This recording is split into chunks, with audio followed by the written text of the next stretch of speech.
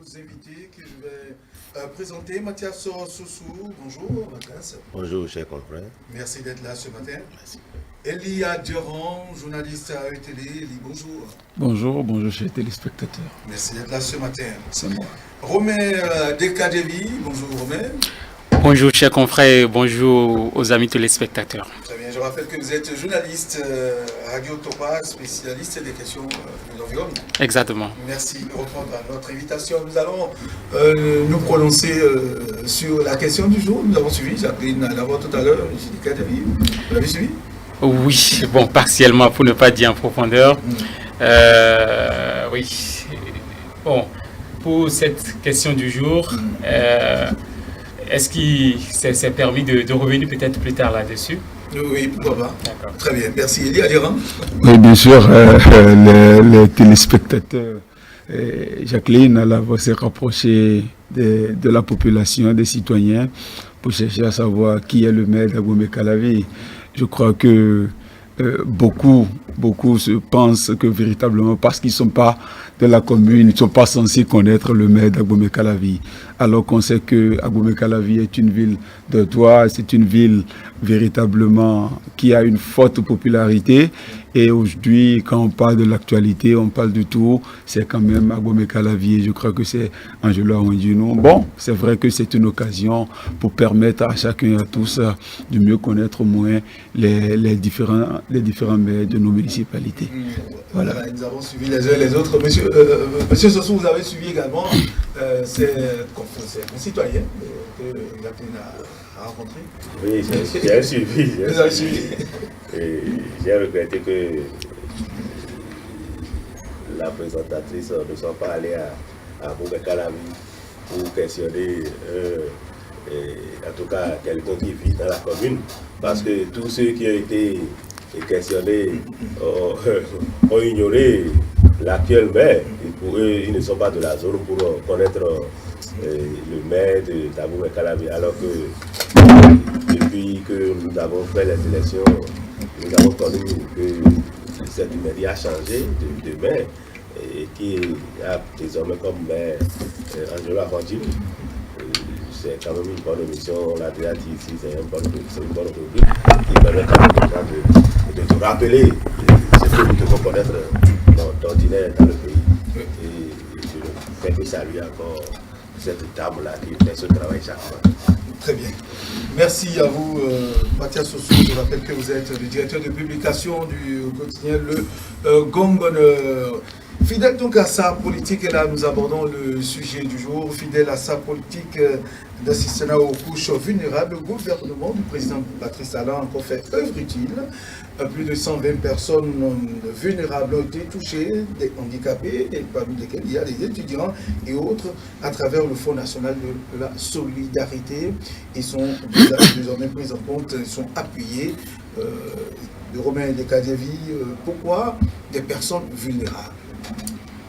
Bon, les personnes vulnérables, parce que leur nom l'indique si bien déjà, elles sont vulnérables et puis c'est des personnes qui sont en position d'être assistées, que ce soit économiquement, psychologiquement et sur tous les plans pratiquement. Et leur vulnérabilité vient surtout du fait que elle porte plusieurs types d'handicap, si on peut le dire en ces thèmes-là.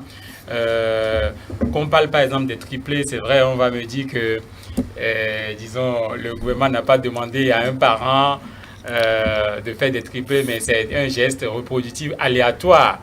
Il faut qu'on se souvienne aussi de ça.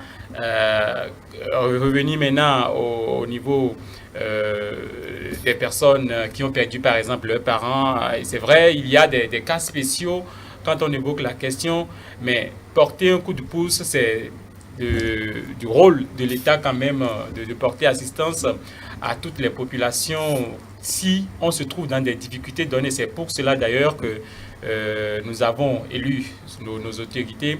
Et s'il en vient à ce que ces besoins s'expriment, l'État doit être en mesure quand même de nous venir en aide.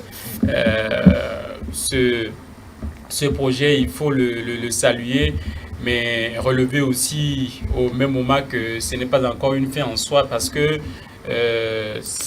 il y a beaucoup encore à faire dans ce domaine-là. Tant que tout n'est pas fait, il ne faudrait pas crier victoire parce que dans les rues, il y en a encore qui se faufilent encore dans les circulations. Il y en a encore qui demandent encore à manger. Et il y en a encore de ces enfants-là qui sont associés à des activités de génératrices de revenus. Donc, le chemin est encore long. Oui, Mathias Sossou? Oui, bon, le gouvernement a venu au secours des personnes vulnérables. Je crois que c'est normal. Quand dans un pays, l'État veut quand même poser des actions de bonne foi, je crois que l'État a la responsabilité et la lourde tâche de venir en aide à ces gens de personnes qui traînent des handicaps depuis leur naissance. Les étudiants, en tout cas les différentes couches de la société qui bénéficient quand même de ces actions de l'État sont en droit d'en bénéficier parce qu'ils sont dans le besoin. Ce n'est que l'État qui puisse faire ces actions sans qu'on ne lui prête d'intention. Quand vous allez vers les privés qui font ces genres d'actions, ce qui est sûr, ils ont derrière leur tête une idée. Quand vous les voyez en train d'aider ces personnes handicapées, ces personnes vulnérables, quelques temps après, vous les voyez sur la scène politique. C'était un parchemin, c'est pour eux un moyen pour se faire connaître. Alors que l'État le fait sans état d'âme. C'est quand même à saluer parce que depuis l'arrivée du gouvernement de la rupture, du régime de la rupture, il y a quand même ces actions-là qui se répètent. Il n'y a pas longtemps, on a vu, après, sinon, juste à l'arrivée de Covid-19, on a vu que l'État est venu en aide aux populations, en leur donnant quand même des moyens pour répondre aux exigences journalières et économiques. Donc, c'est tout à fait normal que l'État continue dans cette lancée pour quand même satisfaire des personnes qui sont dans le besoin. Alors, c'est-à-dire donc une place de choix est accordée aux personnes vulnérables, les personnes handicapées. Parce qu'il y a une première phase et aujourd'hui une seconde phase à laquelle on assiste. C'est un peu ça. Justement, lorsque nous voyons la façon dont les personnes vulnérables aujourd'hui sont prises en charge, sont accompagnées par le gouvernement béninois, c'est qu'on constate qu'il y a beaucoup plus de la finesse, il y a beaucoup plus de la méthode. Parce que, figurez-vous, auparavant, c'était le ministère de la Famille qui faisait tout cela. Et puis, il est arrivé à un moment où rien n'allait de bon à travers les centres de promotion sociale. Tout ça là existait et puis ça posait un problème dans le suivi, dans l'accompagnement de ces personnes vulnérables. Il y avait une forme de détournement, de gabegie, ce qu'on pouvait déjà constater. Aujourd'hui, créer un fonds exclusivement destiné à un accompagnement de ces personnes vulnérables, je vois que c'est beaucoup plus réfléchi. Il y a déjà en réalité un diagnostic, il y a déjà une analyse qui est faite. On connaît à peu près déjà le nombre de personnes vulnérables identifiées et déjà par zone d'intervention. Et déjà l'action du gouvernement vient en appoint, c'est-à-dire vient donner une solution véritablement efficace. Je crois que on ne doit pas attendre, quand on dit que personnes vulnérables, c'est partout, aussi bien à l'instar de Cotonou, à Paracoua, à Diakotomé, et j'en passe. Tout à l'heure, mon vis-à-vis parlait en réalité des ONG qui intervenaient. Je crois que c'est parce qu'il n'y avait pas véritablement, il y a une forme de cacophonie, il y a une forme de mélange. Parce que l'État a pour prérogative en réalité d'accompagner ces personnes vulnérables-là. Et vous allez voir, le ministère des Affaires sociales a changé de dénomination. On a essayé donc de cumuler les ministères pour redéfinir en réalité le rôle de chaque acteur au sein donc de cette scène-là. Parce que dorénavant, on disait que c'était le ministère de la Famille. Quand on dit la famille, mais s'il y a également les enfants, etc. Mais chaque citoyen qui jouit en réalité de ses facultés, mais qui peut-être à long terme finit par perdre certaines parties de ses facultés, devient d'office une personne vulnérable. Mais là, il a l'obligation d'être appuyé par le gouvernement. Donc je crois que le gouvernement joue bien évidemment son rôle en faisant donc ses pas. Tout à l'heure, il le disait, Romain le disait, il parlait déjà des triplés. Bon, on a vu dans ce pays même des quintuplés qui ont été véritablement accompagnés. Ça ne dépend pas de la volonté des parents, mais c'est un geste divin. Et quand c'est un enfant, pour un seul accouchement, vous faites ici un geste, alors que c'est 4. C'est 4. ça c'est une gratification. Et c'est inattendu. Et ça exige forcément une charge complémentaire. Donc je crois que c'est aussi cela. Mais à côté donc de ce geste, moi je crois qu'on doit amener les uns les autres à comprendre que lorsqu'on est personne vulnérable, c'est ça le vrai social.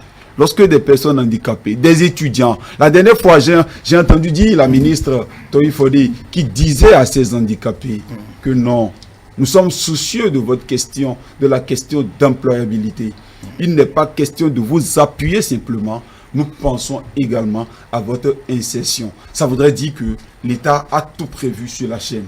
Au-delà même de ces moyens financiers qui sont donnés à ces personnes vulnérables, c'est que là, il y a également des politiques d'action pour assurer leur intégration, pour assurer leur autonomisation. Donc je vois vraiment que la nouvelle dénomination qu'a pris aujourd'hui le ministère des Affaires sociales, de la microfinance dans son ensemble, répond à une bonne politique d'action qui pourra en réalité couvrir toutes ces actions. Et voilà ce que moi je pense par rapport à cela. Oui, il faut aussi préciser, puisque il a été évoqué tout à l'heure, disons, le rôle que joue, disons, la pièce centrale, la pièce maîtresse, sinon Madame la ministre Véronique Toyi Fodi-Meouanou, et dire aussi que ce ministère, en fait, c'est un ministère de terrain.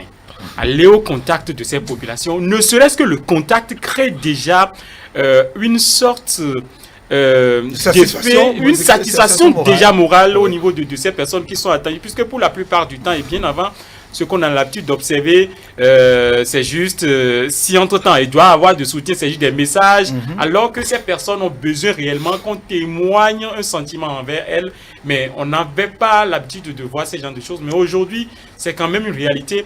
Mieux, il y a un de ces projets phares qui a été salué récemment, le fait de collecter en griffe les personnes atteintes de maladies mentales et de leur donner encore un sourire.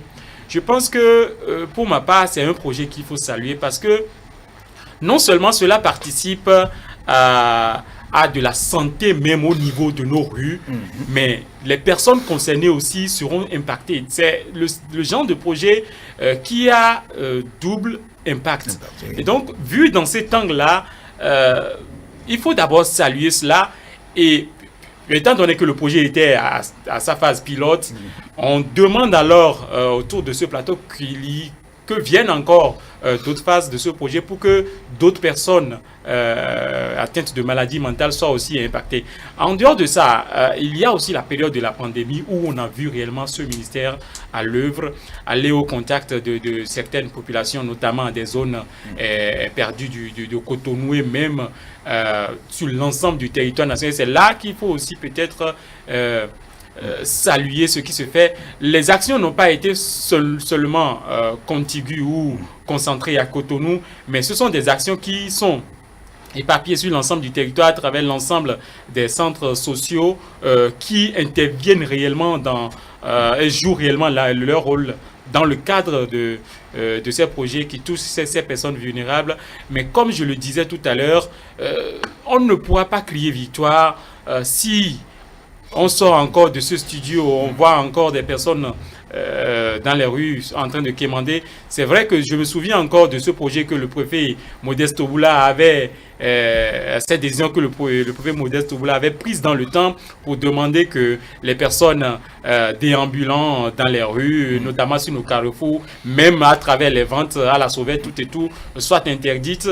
Voilà déjà des décisions sur lesquelles il faut revenir et assainir nos rues pour que les étrangers qui viennent par exemple dans notre pays ne voient pas en cette pratique-là une sorte de nécessité encore, parce que c'est vrai, hein, c'est tout le monde qui a besoin des moyens aujourd'hui, mais que ça soit dans les rues, que cela s'exprime, cela ne donne pas une belle image pour non seulement la ville de Cotonou et aussi le pays. Donc le ministère des Affaires sociales va essayer de faire quelque chose dans ce sens-là, mais il y est à intensifier quand même de ces genres d'actions pour que le projet soit réellement visible sur le terrain et qu'il y ait d'impact assez fort, assez... Il faut bien qu'on apprécie déjà ce qui est justement ce qu'on est en train de faire, histoire d'encourager les acteurs qui sont sur le terrain à faire davantage. Oui, monsieur Sossou, avant, il y a à réagir, mais je vous laisse, monsieur Sossou, d'abord, oui.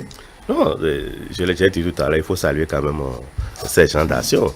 Ce projet qui a initié où on met un fonds à la disposition des personnes vulnérables, je crois que c'est quand même bien salué, c'est bienvenu parce que le gouvernement joue son rôle pleinement parce que vous savez que quand dans un pays l'État arrive à manquer à jouer son rôle, c'est les personnes mal intentionnées qui le remplacent. Alors que si ces personnes-là doivent remplacer l'État, je crois que ce serait quand même de la démagogie parce qu'ils vont transformer leurs actes en un acte régalien et puis ils vont en profiter. Voilà que l'État a pris ses responsabilités. Je crois qu'il faut quand même le saluer et dire de continuer sur cette lancée parce que ça ne va pas s'arrêter seulement à ce niveau.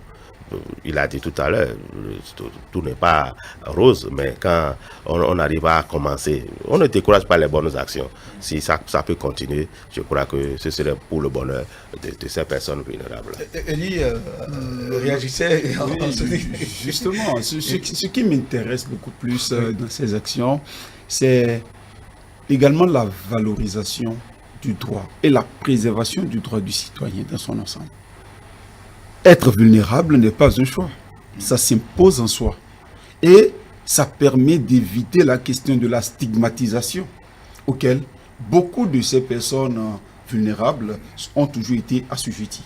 Figurez-vous que des handicapés qui pendant longtemps ont perdu espoir, qui peut-être des mères de famille, qui peut-être ont perdu espoir, commencent par avoir un soutien du gouvernement, d'un pays auquel ils appartiennent, je crois que c'est d'abord réconfortant. Ça donne en réalité la volonté de se reconnaître béninois et de se dire que nous jouissons du même droit et qu'on pourra donc l'exprimer aisément. Parce que figurez-vous, la dernière fois, la ministre était également ici à Lomel, où on a vu, moi j'étais sur le terrain, j'ai assisté, vraiment j'avais la chair de poule. Figurez-vous, des bonnes dames qui sont restées à l'hôpital après près d'1 an parce qu'elles n'ont pas les moyens pour payer en réalité les soins. Après l'accouchement, elles n'ont pas pu payer les conditions nécessaires pour sortir de l'hôpital. Et elles sont gardées. Elles sont gardées. Et puis là, voilà, le ministère a décidé d'aider ces personnes-là de sortir, des mères de famille, 2, 3, 4 enfants, etc.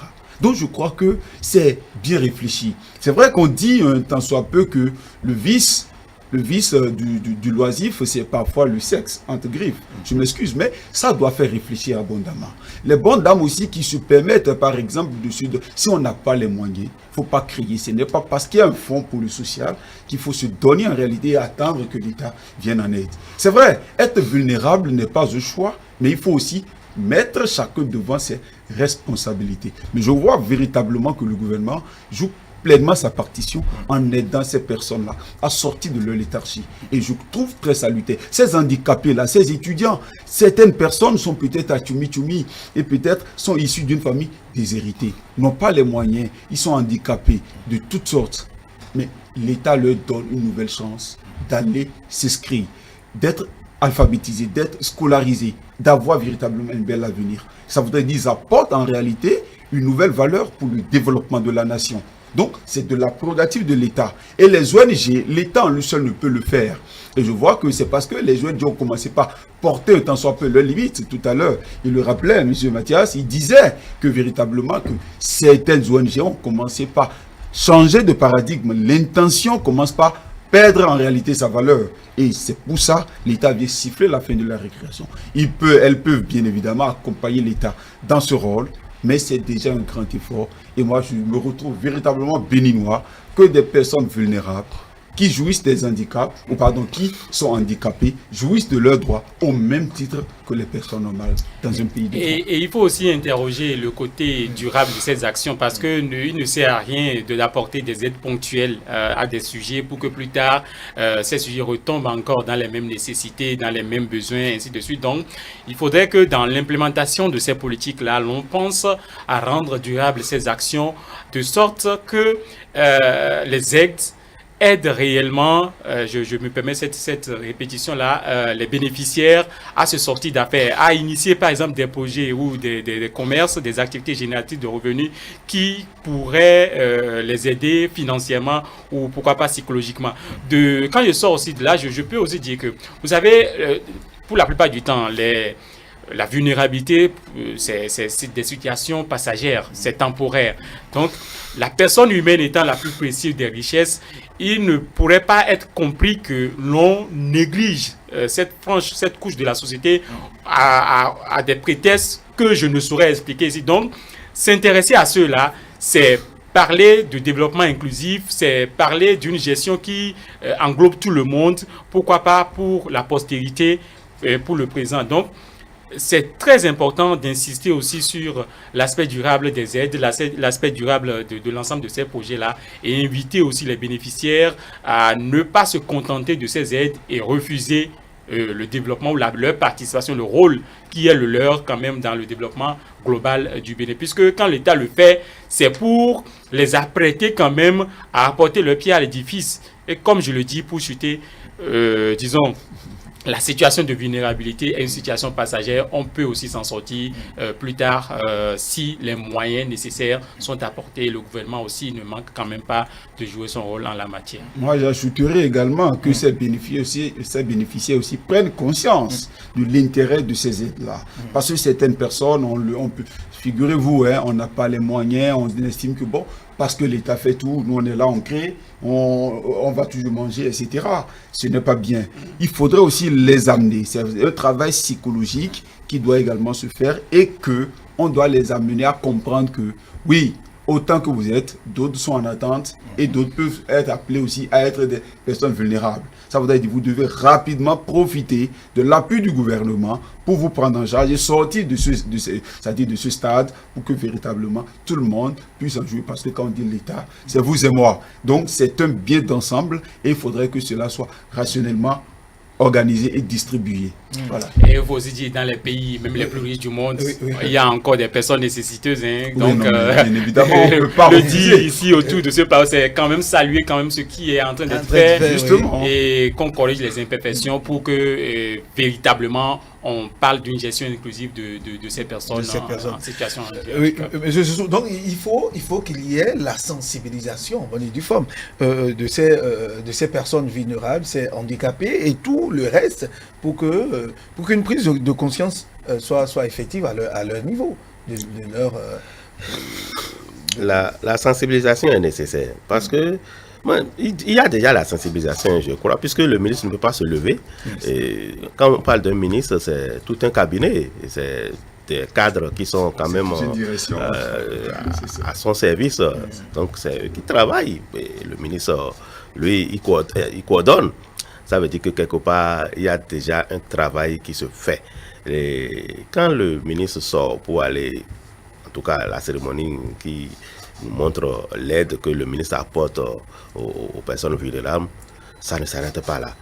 Il y a eu des contacts d'abord avant que la cérémonie là ne soit organisée. Ça veut dire qu'il y a eu des communications qui ont été faites à l'endroit de ces gens-là. Et même la sélection de ces personnes vulnérables, tout ça là, c'est un travail qui a été fait avant que la cérémonie ne soit officielle à ce niveau.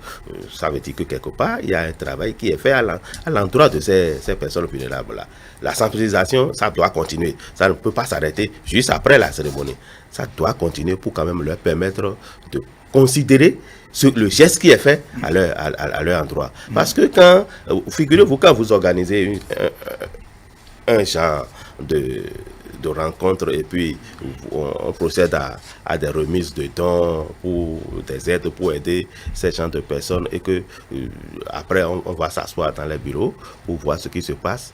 Et il y a certains qui sont animés, certaines personnes vulnérables, je veux dire, qui sont animées de mauvaise volonté, qui se disent mais c'est le droit de l'État de nous venir en aide, et si ça sort, nous on prend et on en profite et ça s'arrête là. Non, ça ne doit pas s'arrêter là, parce que que quand l'aide est venue, c'est pour un but précis. On ne peut pas leur offrir, on ne peut pas leur venir en aide pour que, sinon si on leur donne quelque chose, si par exemple c'est de l'argent qu'on leur donne, c'est pas ça, ils ont peut-être un projet à réaliser et l'État leur besoin du soutien. Donc l'État leur vient en aide pour leur permettre de se lancer. Si eux, ils font le projet juste pour récupérer l'argent et aller s'asseoir et s'acheter des galettes, ça va finir. Si vous ne fructifiez pas l'argent, ça finit en un temps record. Ça veut dire quelque part, il doit avoir la sensibilisation qui doit être continuelle et les amener à prendre conscience du geste qui est fait à leur endroit pour qu'ils puissent pérenniser ce qu'on leur fait. C'est quelque chose de capital. La sensibilisation est capitale pour leur faire comprendre que ce qu'ils ont, c'est le peu, mais ça peut être multiplié à leur niveau. Très bien. Non, oui, Elie veut toujours y aller.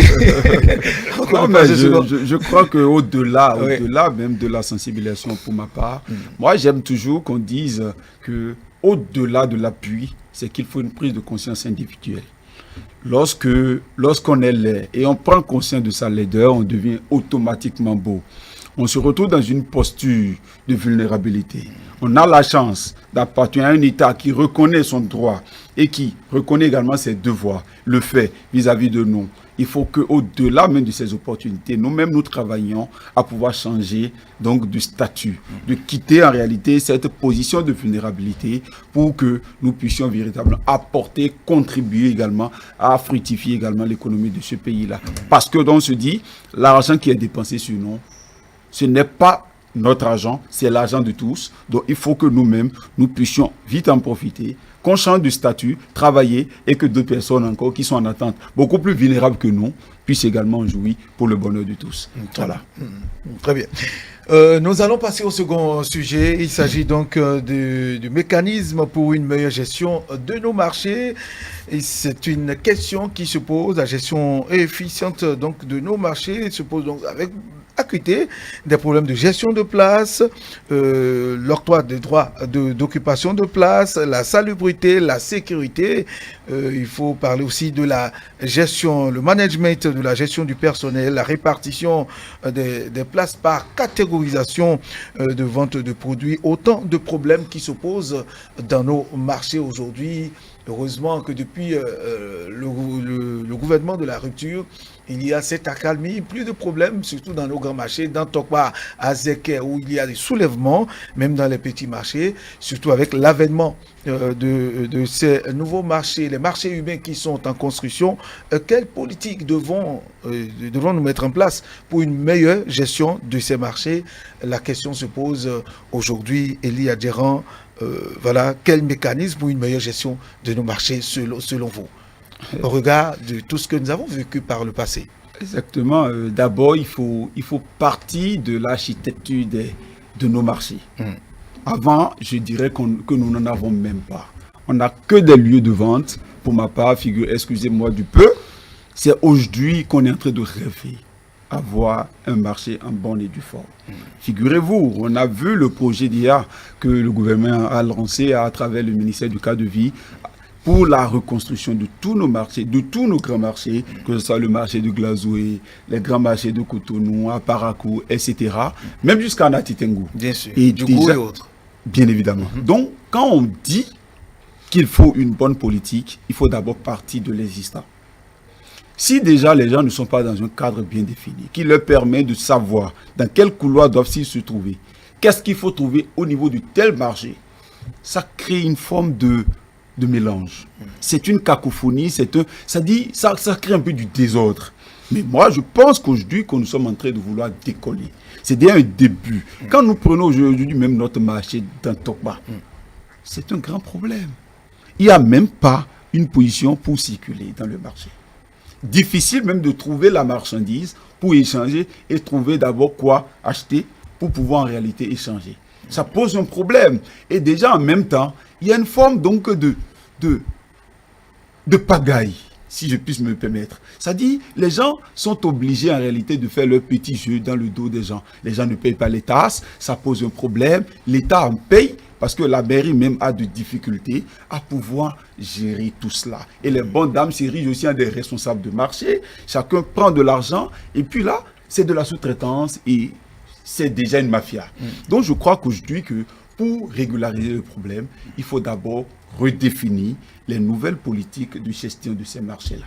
Et puis parvenir, il faut d'abord reconstruire ces marchés. Reconstruire ces marchés, identifier déjà chaque marché selon ses marchandises. Si nous voulons les marchés de fruits, qu'on sache que par exemple, nous allons par exemple à Fifani. Si nous voulons les marchés peut-être de bijoux, nous allons bientôt peut-être au niveau du stade de l'amitié, etc., etc.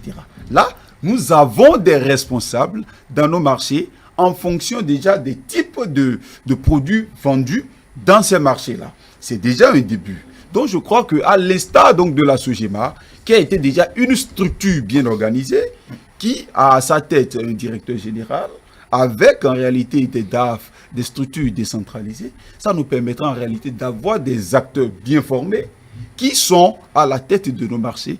Ils pourront sereinement donc accompagner. Parce que là, ils pourront rassembler l'argent et pourront donc les redéployer pour reconstruire et faire travailler donc le marché. Voilà encore un début d'action dont je pense en état. Oui, monsieur Sossou. Oui, les marchés sont déjà en construction.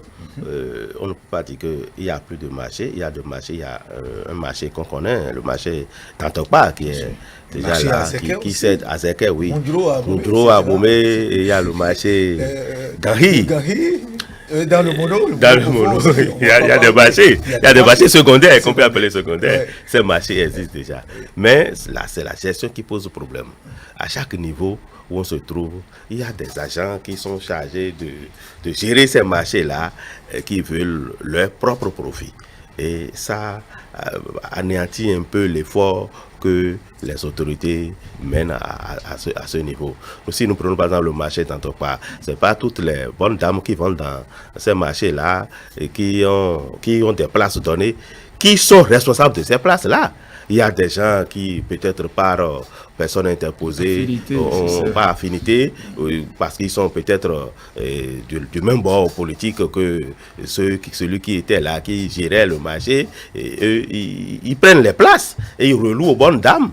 Maintenant, il y a aussi que la gestion pose problème parce que les gens qui sont chargés, les agents qui sont chargés de collecter les tickets de place et consorts, qui s'associent avec d'autres responsables et ils font des tickets parallèles, par exemple, pour faire cela. Sinon, depuis que ce marché s'anime, je crois quand même que avec les fonds qu'ils collectent dans les marchés, il doit avoir quand même de l'argent, suffisamment de l'argent. Ce n'est pas avec l'arrivée de talents qu'on va reprendre la construction de tous ces marchés-là que je suis en train de voir. Et ça veut dire que quelque part, tout ce qui se faisait, c'est comme du zéro qui se faisait dans ces marchés-là. Mais maintenant que le chef de l'État a pensé à reconstruire les marchés, je crois qu'il est venu avec un projet pour quand même gérer ces marchés. Et comme je l'ai souvent dit, c'est quelqu'un qui, avant de poser un acte, sait déjà là où il doit atterrir. Ça veut dire que quelque part, ces marchés qui sont en construction sont quand même suivis. Il doit avoir un projet de gestion pour ces marchés-là. Et en dehors de ces grands marchés, il y a des marchés qui sont dans les arrondissements, les petits marchés qu'on peut appeler marchés secondaires. Je ne sais pas si sa gestion va toujours incomber à l'État central. C'est ça qui fait le problème. Parce que ces marchés s'ils sont à la disposition des arrondissements, des mairies, je crois qu'il va y avoir encore du désordre, il va y avoir du clientélisme à ce niveau pour la gestion. L'État doit nécessairement penser à ce que, s'il faut le dire, Sogema, en tout cas c'est le ministère de l'Intérieur qui gère Sogema jusqu'à présent. Ça veut dire que quelque part il doit avoir en tout cas une centralisation de cette gestion-là pour que les marchés ne soient pas laissés à eux-mêmes dans les arrondissements. Alors, Romain de Kadievi, disons, trois problèmes se posent dans nos marchés. Il y a la gestion des places. Oui. Des places au marché d'Antokpa sont vendues à 5 millions, 10 millions parfois. Et le problème d'octroi de droits les tasses d'occupation, les droits d'occupation de place et la sécurité. Alors aujourd'hui, est-ce que nous allons toujours continuer à vivre cela? Puisque toujours au marché d'Antokpa, comme à Zeke, dans les grands marchés, les places sont toujours vendues à prix d'or. Justement, c'est d'où, en tout cas je vais dire, C'est en cela que se justifie en fait. Surtout que vous êtes au plein cœur du marché. C'est vrai que la question oui. de la sécurité au cœur des marchés est une question cruciale. On connaît pour ce qui est du cas du marché d'Antokwa par le passé, des cas d'insécurité. C'est vrai qu'il y a des cas qu'on ne met pas forcément en lumière. Ah, on m'a arraché mon portable alors que j'étais peut-être dans la foule en train de chercher une marchandise. Ah, mon portefeuille a disparu, ça et là. Ça, ce sont des petits cas de vol qu'on ne commande pas. En tout cas de nos jours, mais par le passé, il y avait des vols à main. C'est les banques qui sont braquées au vu au sud de toute la population. Des camps, oui. Et on était impuissants face à cela.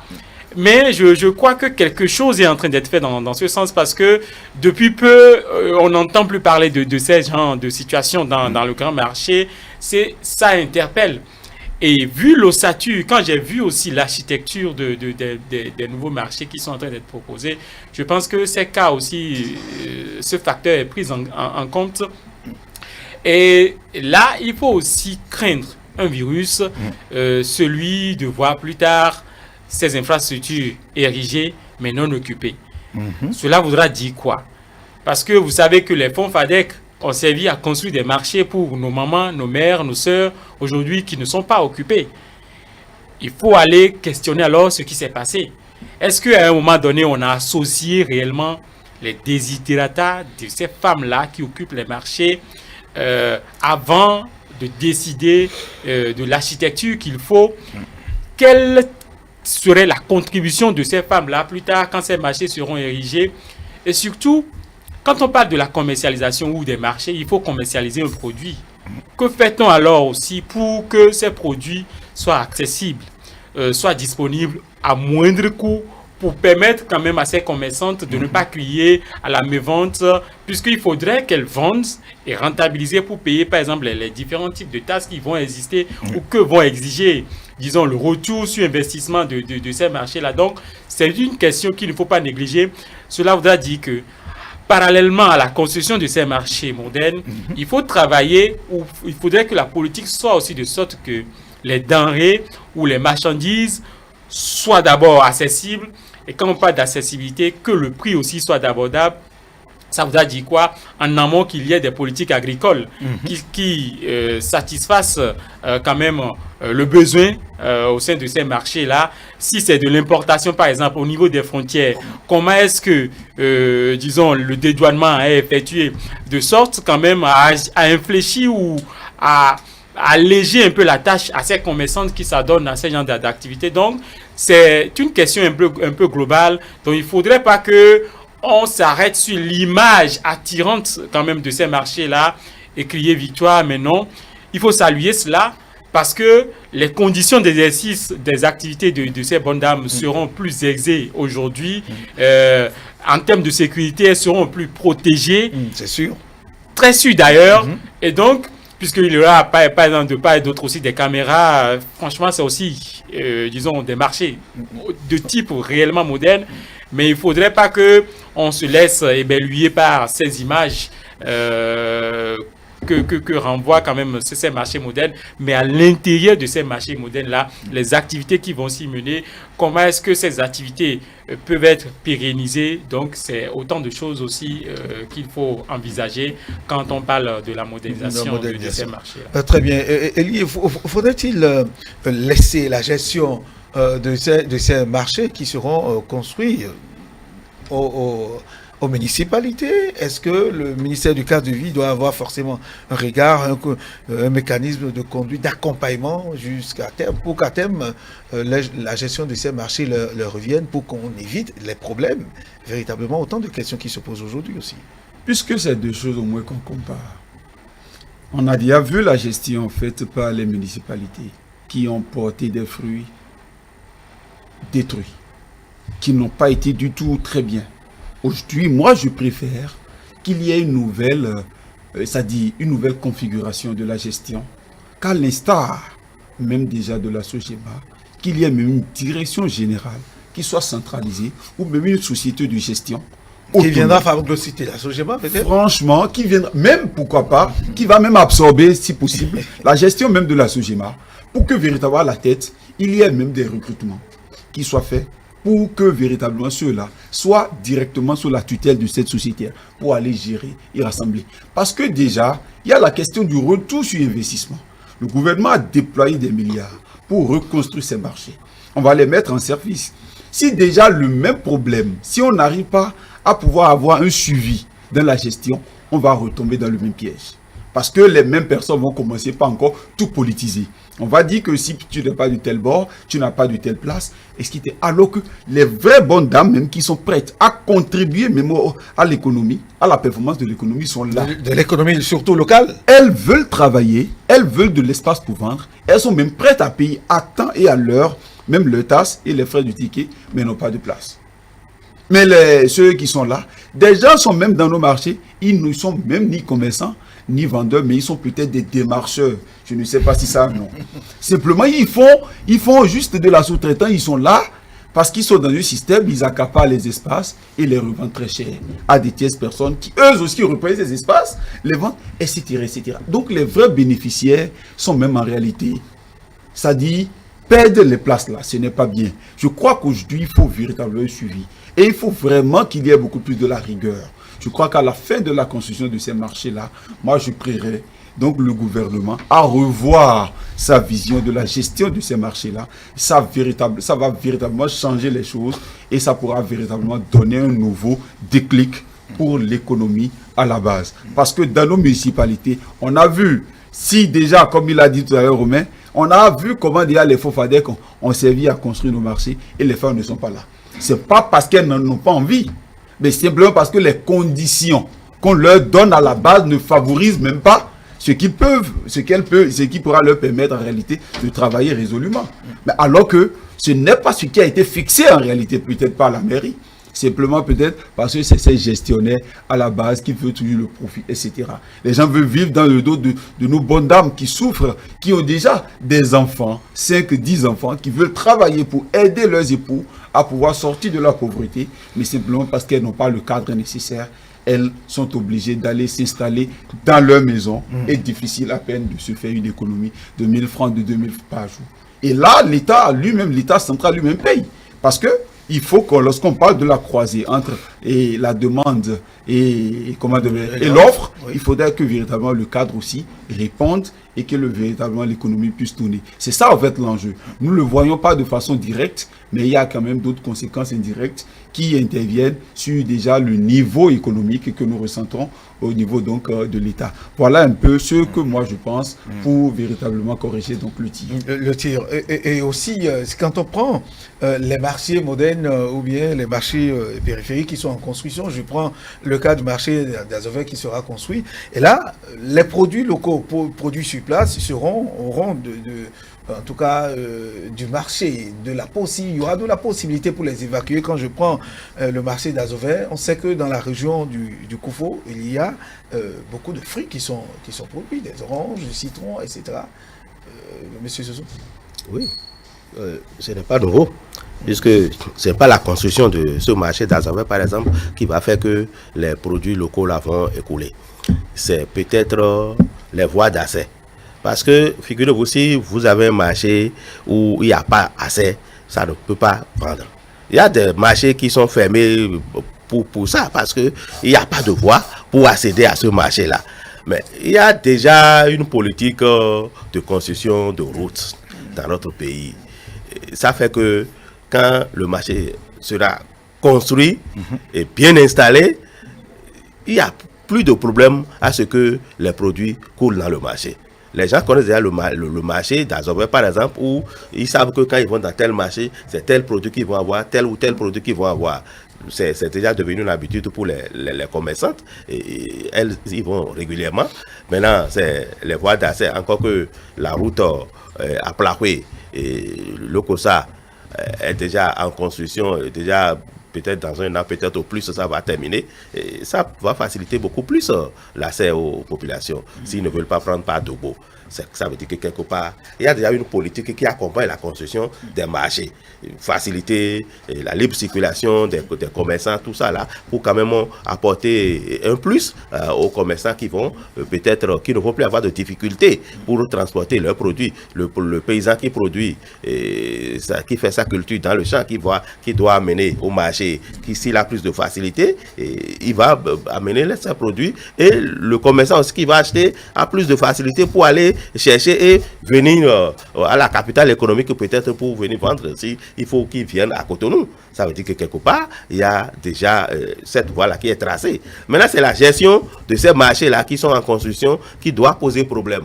Et là, je crois que le gouvernement a certainement une vision de la gestion de ces marchés-là. Je ne peux pas rester ici maintenant dire que c'est ceci qui doit... Le président qui est là est déjà resté, il est du pays, il est du Bénin, il sait comment ça se passait avant de venir au pouvoir. Le ministre Tonator, ministre cadre de vie, qui est en train de, en tout cas qui est responsabilisé pour la construction de ces marchés, il sait, il est du pays, il sait ce qui se passe. Donc ils ont vécu toutes les situations que nous avons vécues dans le pays. Et si aujourd'hui ils arrivent à vouloir, bon, peut-être adopter une nouvelle politique, une nouvelle vision pour les marchés, je crois qu'ils sont venus, ils sont suffisamment armés pour affronter peut-être les difficultés qui va en découler. Ça veut dire que quelque part, il y a nécessairement une vision qui doit accompagner ce qu'ils sont en train de faire actuellement. Et je ne peux pas rester ici et dire encore que le gouvernement n'a pas une vision. Le gouvernement a nécessairement une vision pour accompagner la gestion de ces marchés-là. Le marché de Ménétin qui est en construction, ce n'est pas un marché simple, c'est un marché moderne. Vous allez dire que le gouvernement va investir tous ces fonds-là dans la construction de ce marché et laisser seulement à qui veut faire du désordre. Je ne pense pas. Ça veut dire que quelque part, je compte sur la bonne foi du gouvernement. Il y a une vision pour gérer ces marchés-là qui sont en construction. Et c'est quand on va mettre les marchés à la disposition des concernés que nous allons découvrir. Et nous saurons que, effectivement, il y a des dispositions qui sont prises pour la bonne gestion de ces marchés-là. Je sais que ce ne sera pas laissé. Oui, un mot aussi sur le marché de... Oui, il faut dire que le volet le plus important dans ces marchés-là, comme cela s'entendait aussi dans la mémoire des populations, c'est la question de l'assainissement. Vous savez, pour la plupart du temps, c'est une réalité qui a la peau dure dans nos marchés. Oui. Quoi qu'on est en train de parler des mères de famille qui connaissent quand même l'utilité de cette question de l'assainissement, il va sans dire que facilement on se laisse porter par ce que le commun du mortel nous fait faire dans ces marchés-là, où on mange tout de suite, on peut jeter la peau de la banane par terre ou dans les rayons du marché, ou encore ces sachets plastiques qui sont plus utilisés chez nous. Vivement quand même que, disons, la lutte réellement contre ces sachets en vienne à être une réalité pour que cela participe en même temps, oui, puisque indirectement, cela aussi peut participer à l'assainissement de ces marchés-là. Absolument. Parce que si vous allez au marché d'Antokpa, le premier contact que vous avez, c'est un contact avec les sachets plastiques. Si vous ne le voyez pas, un qui s'envole, emporté par l'air, qui vient vous frapper à la figure, vous devez voir peut-être un qui vient vous crocher au pied. Donc, c'est dit que c'est devenu pratiquement une menace au sein de ces marchés. Donc, la question de l'assainissement est aussi réglée à travers ces marchés modernes. Il faut prier que les bonnes dames, les bénéficiaires ou les marchands en prennent réellement soin et que la question de l'entretien aussi ne pose pas problème plus tard, parce qu'on le voit déjà, même le marché qui a été réfectionné après l'incendie de Dantokpa, quand vous y allez aujourd'hui, c'est pas franchement un cadre sain à vivre. Donc il faut déjà prendre en compte les expériences du passé, s'apesantir là-dessus, tirer des leçons pour ne plus répéter quand même les mêmes fautes et permettre à ces femmes de vivre dans des conditions un peu hygiéniques. Très bien, nous allons faire un dernier tour de table, très, très rapidement avant de Monsieur Mathias Sossou. Oui, et surtout en ce qui concerne la construction des marchés, tout est pris en compte. Je n'ai pas vu, je ne suis pas un architecte, mais je sais que ces marchés modernes, déjà la maquette montre que ces marchés-là ne peuvent pas être construits sans le minimum. Il y a par exemple, quand vous allez au marché d'Antopa, où est-ce qu'on peut se mettre à l'aise dans ce marché-là, dès que vous allez dans le marché d'Antopa, vous avez envie de vous mettre à l'aise. Il n'y en a pas, ou pratiquement. C'est peut-être des propriétaires qui sont aux alentours, qui sont des maisons, qui essayent de créer des points de toilette, tout ça là. Alors, normalement, ces marchés modernes ont tous ces points-là.